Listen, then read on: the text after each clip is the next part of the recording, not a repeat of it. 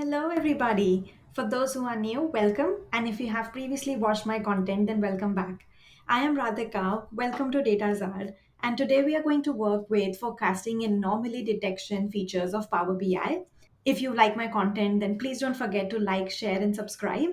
So, without further ado, let's get started. This time we are going to solve 2021 Week 9 challenge of Workout Wednesday, and we are going to build this visual where we need to do forecasting as well as find anomalies. As always, let us first start with getting data into Power BI. So for that, I'm going to go to Excel because it's an Excel file. I'm going to find my file, click on open. In this, I'm going to select sheet 1 and click on transform data. Now, in week 7 challenge, it is already mentioned that we need to pivot this so that all lakes are in one column instead of each lake having its own column. So, I'm going to apply the same transformation here. So, clicking on year and unpivot other columns. Let us rename this to lakes. I'll rename this as lakes. And one of the lakes, all lakes is included. Let's untick that checkbox so that we don't include this data. Otherwise, our predictions will not come right. So I am unticking this checkbox and clicking on OK. And then we go close and apply on the Power Query Editor. Now, the first visual that we need to build is a line chart. So for that, I'm clicking on the line chart visual. And on x axis, let's add year. On y axis, let's add value, but instead of sum, we need to do average. And I'll just expand this a bit. We need to do forecasting for the next 10 years here. So for that, let's go to format pane. At the very bottom, there is forecasting.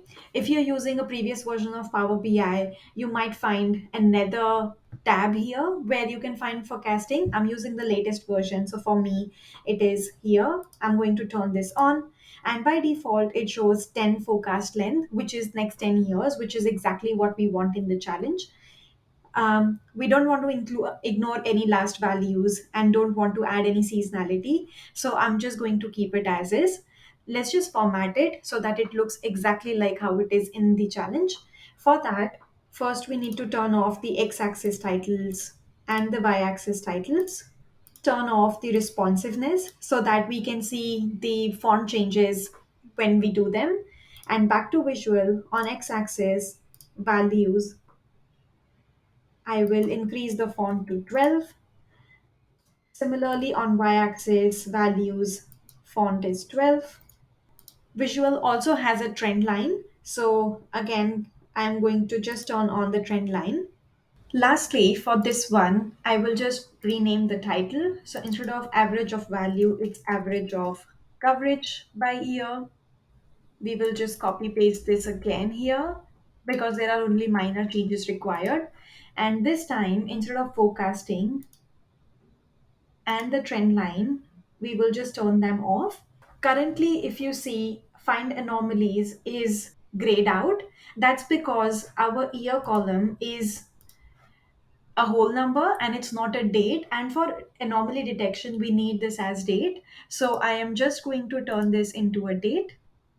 As soon as I do that, my find anomalies is active. Turning find anomalies on, it is specified that we need a sensitivity of 75% and it should be explained by lakes. This gives us the visual.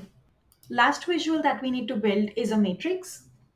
So clicking on matrix, on rows, I will add lakes. In values, I will add value. I will add it twice. First one will be the minimum value, so changing the aggregation to minimum. Second one will be maximum, so changing the aggregation to maximum. For values, I will set it up to 14 so that it is a little bigger and visible properly. We only want white background, so turning this alternate background to white. And there are grid lines present. So for horizontal grid lines, we will just turn them on. For our row headers also, size will be 14. Similarly for column headers, 14 as the font size. In challenge, we don't need the totals, so we will just turn off the column subtotals and row subtotals. Just pushing this little out. In the challenge, we don't have minimum of value, we have minimum coverage. So going into values, rename for this visual, we will write minimum coverage, and same for maximum coverage. Lastly, for this one, we need to add some breathing space in between these rows.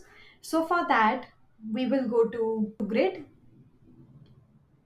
and in row padding, we will increase row padding to 4. We need to add this text in the text box and changing the font to 14. We need to order this by minimum coverage in the descending order, and these minimum and maximum values are at one places of decimal. So we will go to specific column, minimum coverage, and decimal values 1. Same for maximum coverage, value decimal places is 1. Another text box at the very top which says Great Lakes ice coverage, a closer look at percent coverage. And again, for its formatting, let's bring this to top.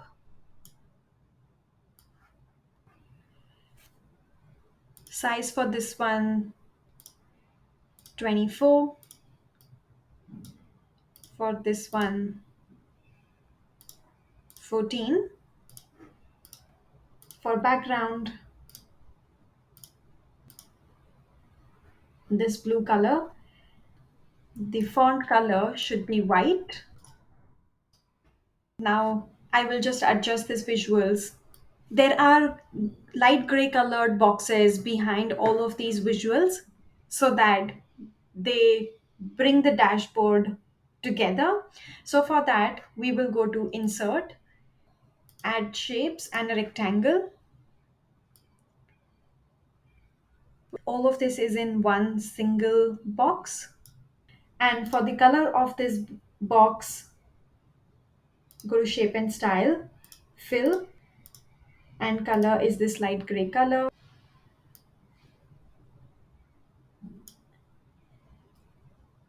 We need to put it back. Before that, I will just copy this for this side. And now hitting on control, choosing both the boxes, going to format and send to back. Once that's done, let's just reformat this so that it is 14. We don't want the background, so turning off background. And this is how it looks like. That's it for the challenge. Thank you for watching. I'll see you in my next one.